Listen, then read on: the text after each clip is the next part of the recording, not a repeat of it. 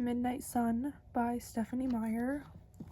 Okay, recap of the last chapter. Edward told Bella that he wants to be friends with her, but that she shouldn't want to be friends with him. And then there was the whole thing with like the blood in science class, and he helped her in the nurse's office because he loves her. And she invited him to go to the beach, La Push, but he couldn't go, so he said no. That's everything that happened last chapter. Chapter 7, Melody. I had to wait when I got back to school. The final hour wasn't out yet. That was good, because I had things to think about and I needed the alone time. Her scent lingered in the car. I kept the windows up, letting it assault me, trying to get used to the feel of intentionally torching my throat. Attraction. It was a problematic thing to contemplate. So many sides to it. So many different meanings and levels. Not the same thing as love, but tied up in it inextricably. I had no idea if Bella was attracted to me. Would her mental silence somehow continue to get more and more frustrating until I went mad? Or was there a limit that I would eventually reach? I tried to compare her physical responses to others, like the receptionist and Jessica Stanley, but the comparison was inconclusive. The same markers, changes in heart rate and breathing patterns, could just as easily mean fear or shock or anxiety as they did interest. Certainly other women, and men too, had reacted to my face with instinctive apprehension. Many more had that response than the alternative. It seemed unlikely that Bella could be entertaining the same kinds of thoughts that Jessica Stanley used to have. After all, Bella knew very well that there was something wrong with me, even if she didn't know exactly what it was. She had touched my icy skin and then yanked her hand away from the chill. And yet, I remembered those fantasies that used to repulse me, but then remembered them with Bella in Jessica's place. I was breathing more quickly, the fire clawing up and down my throat. What if it had been Bella, imagining me with my arms wrapped around her fragile body, feeling me pull her tightly against my chest and then cupping my hand under her chin, brushing the heavy curtain of her hair back from her blushing face, tracing the shape of her full lips with my fingertips, kneading my face closer to hers, where I could feel the heat of her breath on my mouth, moving closer still. But then I flinched away from the daydream, knowing, as I had known when Jessica had imagined these things, what would happen if I got that close to her. Attraction was an impossible dilemma, because I was already too attracted to Bella in the worst way. Did I want Bella to be attracted to me, a woman to a man? That was the wrong question. The right question was, should I want Bella to be attracted to me in that way? And the answer was no, because I was not a human man, and that wasn't fair to her. With every fiber of my being, I ached to be a normal man, so that I could hold her in my arms without risking her life, so that I could be free to spin my own fantasies that didn't end with her blood on my hands, her blood glowing in my eyes. My pursuit of her was indefensible.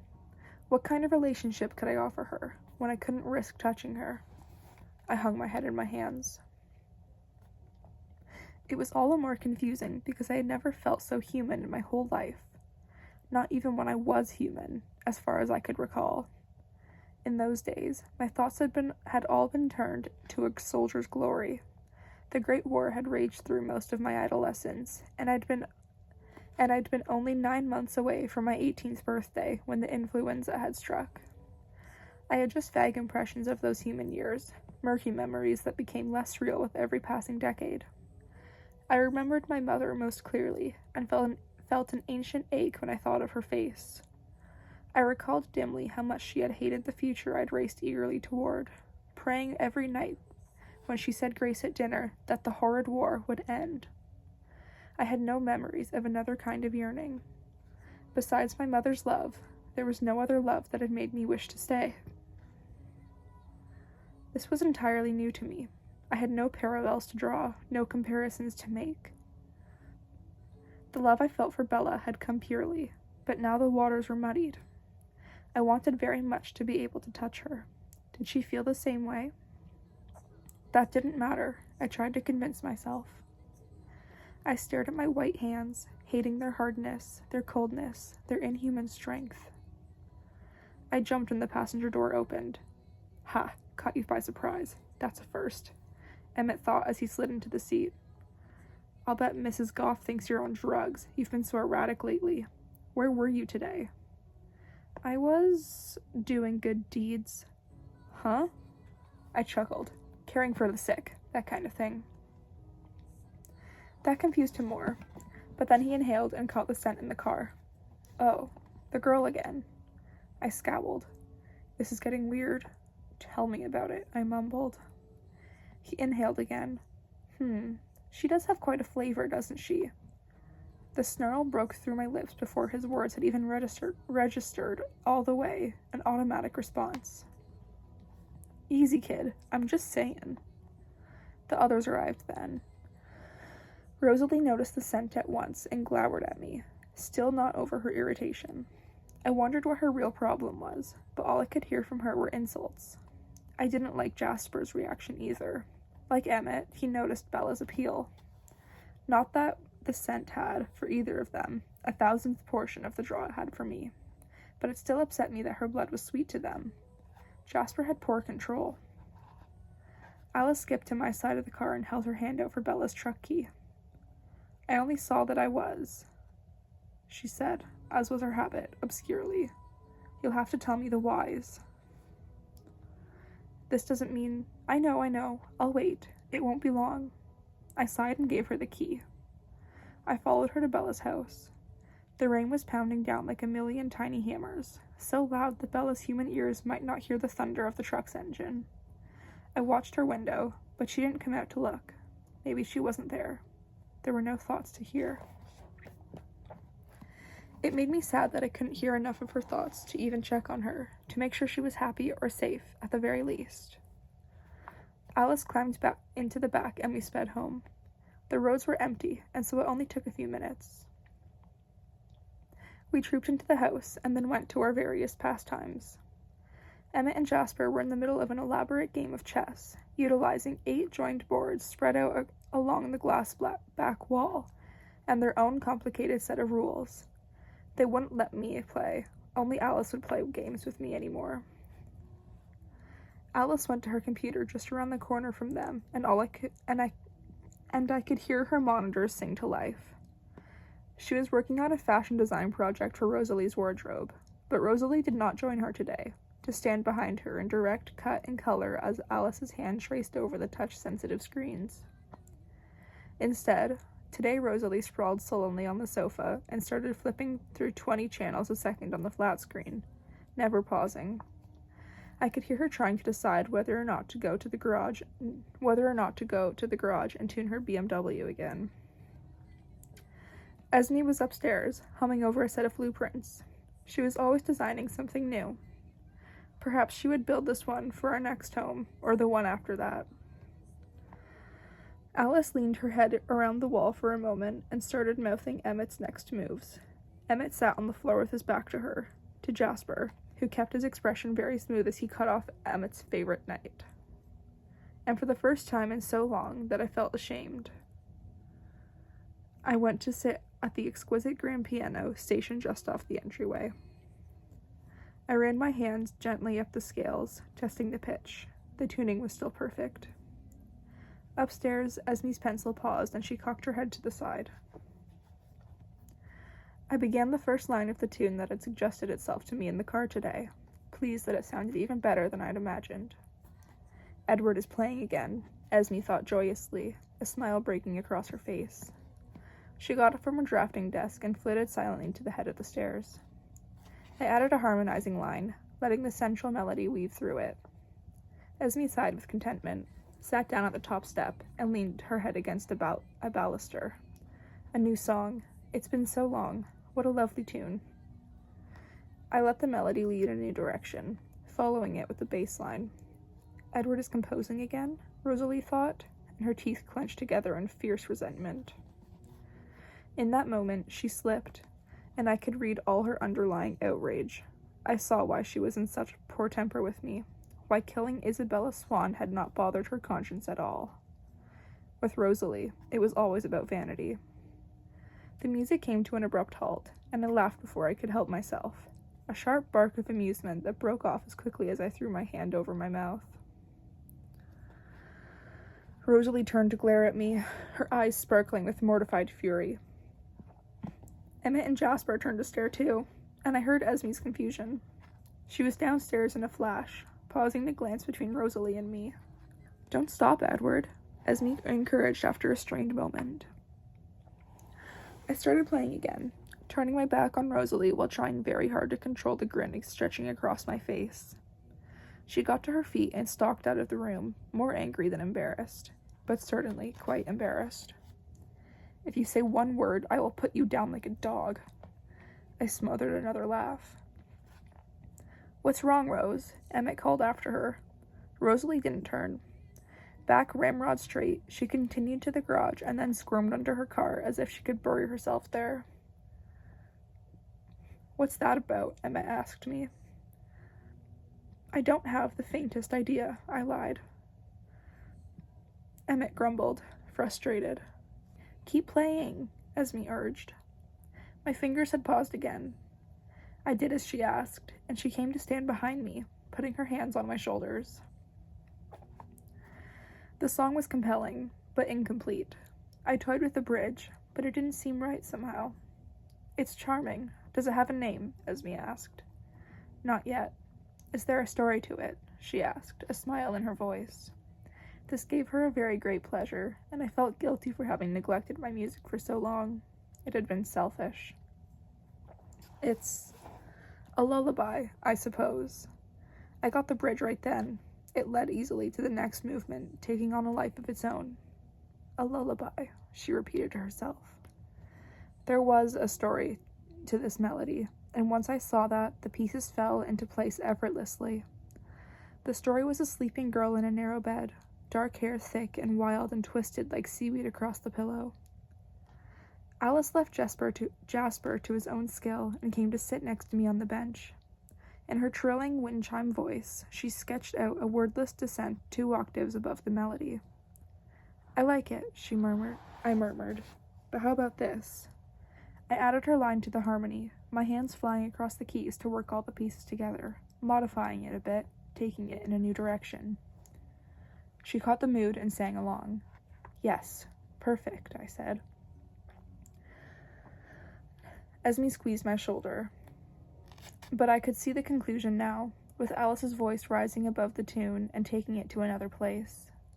I could see how the song must end, because the sleeping girl was perfect just the way she was, and any change at all would be wrong, a sadness. The song drifted toward that realization, slower and lower. Alice's voice lowered too, and became solemn, a tone that belonged under the echoing arches of a candlelit cathedral. I played the last note, and then bowed my head over the keys. Esme stroked my hair. "It's going to be fine, Edward. This is going to work out for the best. You deserve happiness, my son. Fate owes you that." "Thank you," I whispered, wishing I could believe it, and that my happiness was the one that mattered. Love doesn't always come in convenient packages. I laughed once without humor. "You, out of everyone on this planet, are perhaps the best equipped to deal with such a difficult quandary. You are the best and the brightest of us all." I sighed. Every mother thought the same of her son. Esme was still full of joy that my heart had finally been touched after all this time, no matter the potential for tragedy. She thought I would always be alone. "She'll have to love you back," she thought suddenly, catching me by surprise with the direction of her thoughts. "If she's a bright girl," she smiled. "But I can't imagine anyone being so slow they wouldn't see the catch you are." "Stop it, Mom, you're making me blush," I teased. Her words, though improbable, did cheer me. Alice laughed and picked out the top hand of Heart and Soul. I grinned and completed the simple harmony with her. Then I favored her with the performance of Chopsticks. She giggled, then sighed. "So I wish you'd tell me what you were laughing at Rose about, but I can see that you won't." "No." She flicked my ear with her finger. "Be nice, Alice," Esme chided. "Edward is being a gentleman." "But I want to know." I laughed at the whining tone she put on. Then I said, "Here, Esme," and began playing her favorite song, an unnamed tribute to the love I'd watched between her and Carlisle for so many years. "Thank you, dear." She squeezed my shoulder again. I didn't have time to concentrate to play the familiar piece. Instead, I thought of Rosalie, still figuratively writhing in humiliation in the garage, and grinned to myself. Having just discovered the potency of jealousy for myself, I had a small amount of pity for her. It was a wretched way to feel. Of course, her jealousy was 1,000 times more petty than mine. Quite the dog in the manger scenario. I wondered how Rosalie's life and personality would have been different if she had not always been the most beautiful. Would she have been a happier person, less egocentric, more compassionate, if beauty hadn't at all times been her strongest selling point? Well, I supposed it was useless to wonder, because the past was done, and she always had been the most beautiful. Even when human, she had ever lived in the spotlight of her own loveliness. Not that she'd minded. The opposite. She'd loved admiration above all else. That hadn't changed with the loss of her mortality. It was no surprise, then, taking this need as a given, that she'd been offended when I had not, from the beginning, worshipped her beauty the way she expected all males to worship. Not that she'd wanted me in any way, far from it, but it had aggravated her that I did not want her, despite that. It was different with Jasper and Carlisle. They were already both in love. I was completely unattached, and yet still remained obstinately unmoved. I thought that old resentment buried, but she was long past it, and she had been, until the day I finally found someone whose beauty touched me the way hers had not. Of course, I should have realized how that would annoy her. I probably would have, had I not been so preoccupied.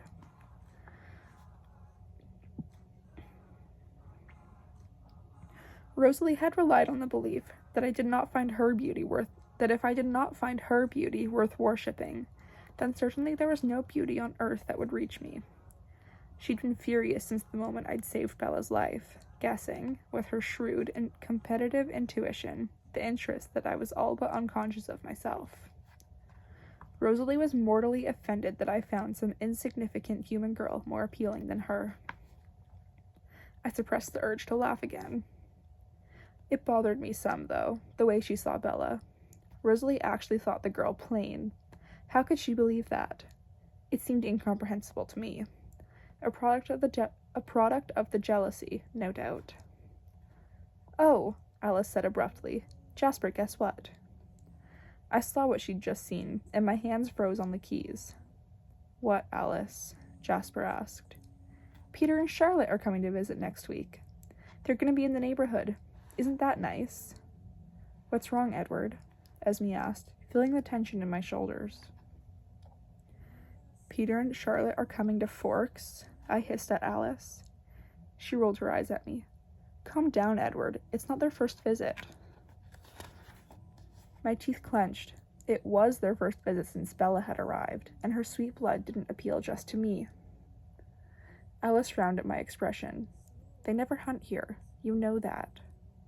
But Jasper's brother of sorts and the little vampire he loved were not like us. They hunted the usual way. They could not be trusted around Bella. "When?" I demanded. She pursed her lips, unhappily, but told me what I needed to know. "Monday morning. No one is going to hurt Bella." "No," I agreed, and then turned away from her. "You ready, Emmett? I thought we were leaving in the morning."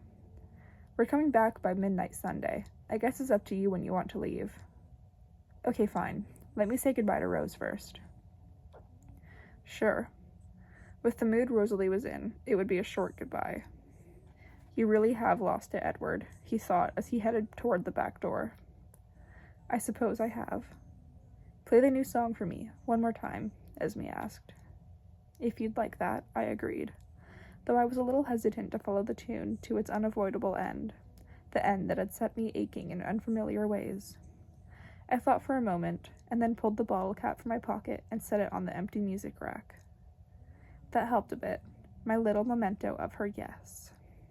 I nodded to myself and started playing. Esme and Alice exchanged a glance, but neither one asked. "Hasn't anyone ever told you not to play with your food?" I called to Emmett. "Oh, hey, Edward," he shouted back, grinning and waving at me. The bear took advantage of his distraction to rake its heavy paw across Emmett's chest. The sharp claws shredded through his shirt and squealed across his skin like knives across steel. The bear bellowed at the high-pitched noise. "Aw, hell, Rose gave me this shirt."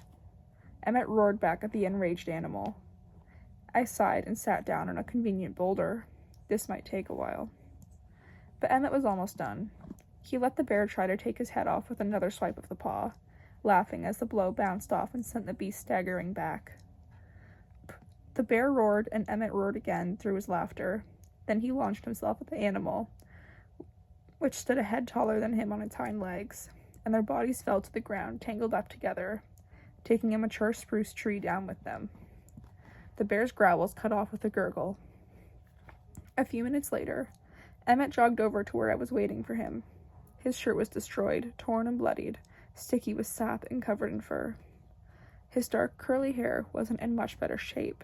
He had a huge grin on his face. That was a strong one. I could almost feel it when he clawed me. "You're such a child, Emmett." He eyed my smooth, clean white button down. Weren't you able to track down that mountain lion then?" "Of course I was. I just don't eat like a savage." Emmett laughed his booming laugh. "I wish they were stronger. It would be more fun." "No one said you had to fight your food." "Yeah, but who else am I going to fight with? You and Alice cheat. Rose never wants to mess up her hair. And Esme gets mad if Jasper and I really go at it." "Life is hard all around, isn't it?" Emmett grinned at me, shifting his weight a bit so that he was suddenly poised to take a charge. "Come on, Edward. Just turn it off for 1 minute and fight fair." "It doesn't turn off," I reminded him. "Wonder what that human girl does to keep you out," Emmett mused. "Maybe she could give me some pointers." My good humor vanished. "Stay away from her," I growled through my teeth. "Touchy, touchy." I sighed. Emmett came to sit beside me on the rock. "Sorry. I know you're going through a tough spot. I really am trying not to be too much of an insensitive jerk, but since that's sort of my natural state..." He waited for me to laugh at his joke, and then made a face. "So serious all the time. What's bugging you now?" "Thinking about her. Well, worrying, really." "What's there to worry about? You are here." He laughed loudly. I ignored his joke again, but answered his question. "Have you ever thought about how fragile they all are? How many bad things can happen to a mortal?" "Not really. I guess I see what you mean, though. I wasn't much match for a bear that first time around, was I?" "Bears," I muttered, adding a new fear to the already large pile. "That would be just her luck, wouldn't it? Stray bear in town. Of course it would head straight for Bella." Emmett chuckled.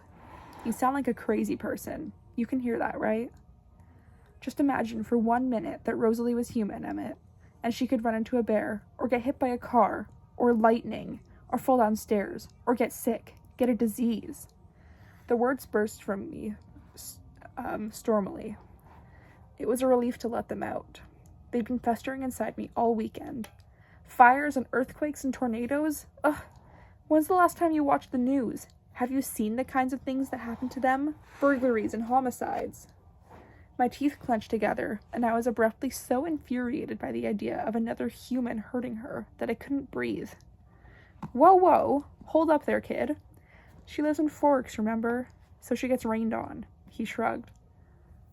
"I think she has some serious bad luck, Emmett. I really do. Look at the evidence. Of all the places in the world she could go, she ends up in a town where vampires make up a significant portion of the population." "Yeah, but we're vegetarians. So isn't that good luck, not bad? With the way she smells, definitely bad. And then, more bad luck, the way she smells to me." I glowered at my hands, hating them again. except that you have more self-control than just about anyone but Carlisle. Good luck, again. The van? That was just an accident. You should have seen it coming for her, Em, again and again. I swear it was like she had some kind of magnetic pull. But you were there. That was good luck. Was it? Isn't this the worst luck any human could ever possibly have? To have a vampire fall in love with them? Emmett considered that quietly for a moment. He pictured the girl in his head and found the image uninteresting. Honestly, I can't really see the draw. Well, I can't really see Rosalie's allure either, I said rudely.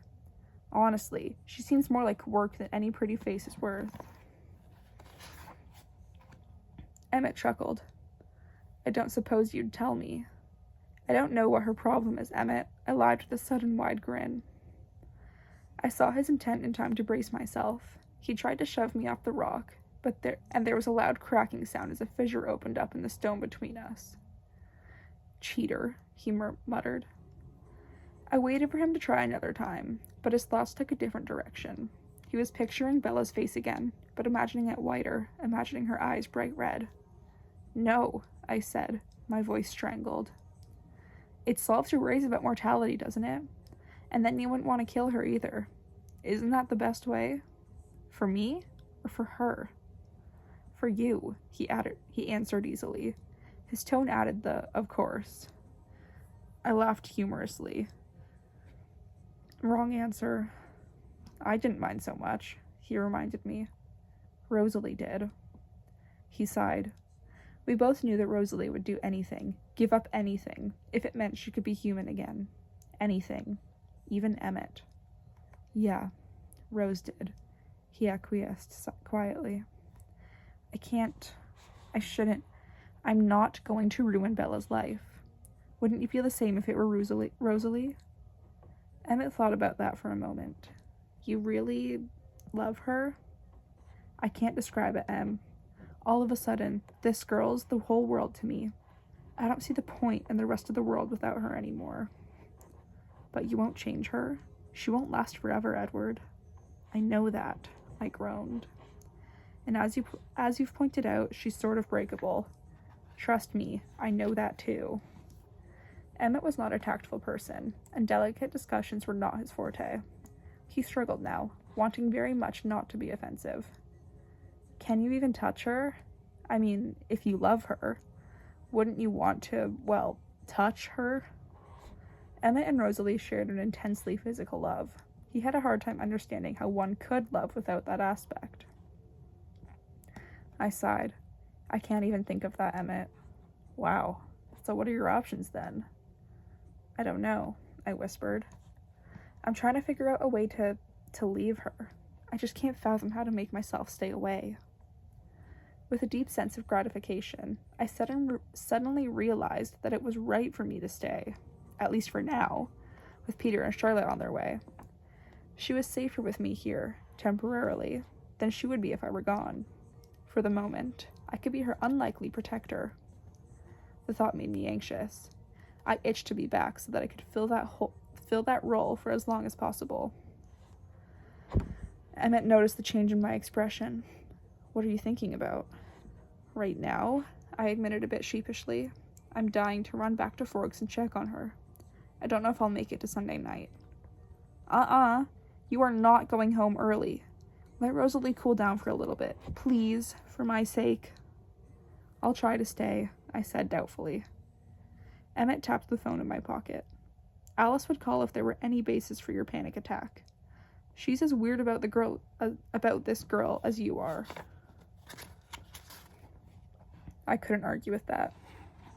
Fine, but I'm not staying past Sunday. There's no point in hurrying back. It's going to be sunny anyway. Alice said we were free from school until Wednesday. I shook my head rigidly. Peter and Charlotte know how to behave themselves. I really don't care, Emmett. With Bella's luck, she'll go wandering off into the woods at exactly the wrong moment, and... I flinched. I'm going back Sunday. Emmett sighed. Exactly like a crazy person. Bella was sleeping peacefully when I climbed up to her bedroom window early Monday morning. I brought oil to grease the mechanism, entirely surrendering to that particular devil, and the window now moved silently out of my way. I could tell by the way her hair lay smooth across the pillow that she'd had a less restless night than the last time I was here. She had her hands folded under her cheek like a small child, and her mouth was slightly open. I could hear her breath moving slowly in and out between her lips. It was an amazing relief to be here, to be able to see her again. I realized that I wasn't truly at ease unless that was the case. Nothing was right when I was away from her. Not that all was right when I was with her either. I sighed and then inhaled, letting the thirst fire rake down my throat. I'd been away from it too long. The time spent without pain and temptation made it all the more forceful now. It was bad enough that I was afraid to go kneel beside her bed so that I could read the titles of her books. I wanted to know the stories in her head, but I was afraid of more than my thirst, afraid that if I let myself get that close to her, I would want to be closer still. Her lips looked very soft and warm. I could imagine touching them with the tip of my finger, just lightly. That was exactly the kind of mistake I had to avoid. My eyes ran over her face again and again, examining it for changes. Mortals changed all the time. I was anxious at the thought of missing anything. I thought she looked tired, as though she hadn't gotten enough sleep this weekend. Had she gone out? I laughed silently and wryly at how much that upset me. So what if she had? I didn't own her. She wasn't mine. No, she wasn't mine, and I was sad again. "Mom," she muttered quietly. "No, let me, please." The stress mark between her brows, shaped like a small V, was etched deep. Whatever Bella's mother was doing in her dream, it clearly worried her. She rolled suddenly to her other side. Her eyelids never flickered. Yes, she muttered, and then sighed. Ugh, it's too green. One of her hands twitched, and I noticed that there was a shallow, barely healed scrapes across the heel of her palm. She'd been hurt? Even though it was obviously not a serious injury, it still disturbed me. I considered the location and decided she must have tripped. That seemed a reasonable explanation, all things considered. She pleaded with her mother a few more times, mumbled something about the sun, then slipped into a quieter sleep and did not move again. It was comforting to think that I wouldn't have to puzzle over any of these small mysteries forever. We were friends now, or at least trying to be friends. I could ask her about her weekend, about the beach, and whatever late-night activity had made her look so wary. I could ask what happened to her hands, and I could laugh a little when she confirmed my theory about them. I smiled gently as I wondered whether she had fallen in the ocean. I wondered if she'd had a pleasant time on the outing. I wondered if she'd thought about me at all, if she'd missed me even the tiniest portion of the amount that I'd missed her. I tried to picture her in the sun on the beach. The picture was incomplete, though, because I'd never been to First Beach myself. I only knew how it looked from pictures. I felt a tiny qualm of unease as I thought about the reason I'd never been to the pretty beach located just a short run from my home. Bella had spent the day at La Push, a place where I was forbidden, by treaty, to go. A place where a few old men still remembered the stories about the Cullens, remembered and believed them. A place where our secret was known. I shook my head. I had nothing to worry about there. The Quileutes were bound by treaty, too. Even had Bella run into one of those aging sages, they could reveal nothing. And why would the subject ever be broached? No, the Quileutes were perhaps the one thing I did not have to worry about. I was angry with the sun when it began to rise. It reminded me that I could not satisfy my curiosity for days to come. Why did it choose to shine now? With a sigh, I ducked out her window before it was light enough for anyone to see me here. I meant to stay in the thick of the forest by her house and see her off to school, but when I got into the trees, I was surprised to find the trace of her scent lingering on the narrow pathway there. I followed it quickly, curiously, becoming more and more worried as it led deeper into the forest. What had Bella been doing out here? The trail she'd left stopped abruptly, in the middle of nowhere in particular. She'd gone just a few steps off the path, into the ferns, where she'd touched the trunk of a fallen tree. Perhaps sat there. I sat where she had and looked around. All she would have been able to see was ferns and forest. It had probably been raining. The sun was washed out, having never set deeply into the tree. Why would Bella have come to sit here alone? And she had been alone, no doubt about that, in the middle of the wet, murky forest. It made no sense, and unlike those other points of curiosity, I could hardly bring this up in casual conversation. So, Bella, I was following your scent through the woods after I left your room, just some minor breaking and entering, no need for worry. I was exterminating spiders. Yes, that would be quite the icebreaker. I would never know what she'd been thinking and doing here, and that had my teeth grinding in frustration. Worse, this was far too much like the scenario I'd imagined for Emmett. Bella wandering alone in the woods, where her scent would call to anyone who had the senses to track it. I groaned. She didn't just have bad luck, she courted it. Well, for this moment she had a protector. I would watch over her, keep her from harm, for as long as I could justify it. I suddenly found myself wishing that Peter and Charlotte would make an extended stay.